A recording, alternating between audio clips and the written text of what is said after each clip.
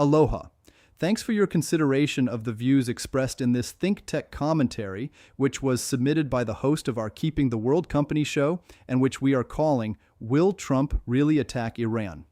Are we in fact closer to attacking them?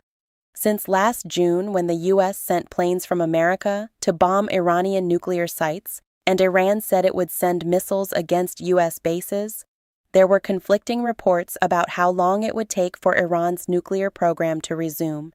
Negotiations with Iran are stalled because the Iranians are not willing to pause their missile program. Netanyahu and Trump have met 6 times. They discussed working together to curb Iran's oil exports to China, which constitute 80% of Iran's oil sales. Israeli and American military officers have met at the Pentagon. Steve Witkoff and Jared Kushner continue negotiations with Iran in Geneva, while at the same time Trump is sending a carrier group with thousands of troops and fighter planes to the Middle East. The White House says all options are on the table, and that the U.S. military is preparing for the possibility of a sustained, weeks-long operation. The former Shah's son spoke to 200,000 protesters outside the Munich Security Conference to encourage U.S. military intervention. Protests against the Islamic Republic erupted around the world, in Australia, Greece, Turkey, and England, calling for regime change in the wake of massive protests in Iran. In a potential military operation, the U.S. could attack government and security facilities as well as nuclear sites.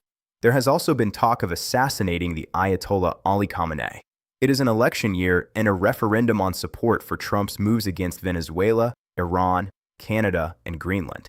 Will the timing of a widespread long-term campaign against Iran depend in part on Trump's poll numbers in the U.S.?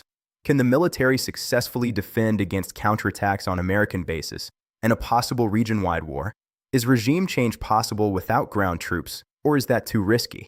What are Trump's real objectives? These matters were the subject of a recent ThinkTech talk show. To see that show, go to thinktechhawaii.com or youtube.com/thinktechhawaii and search on Will Trump Really Attack Iran?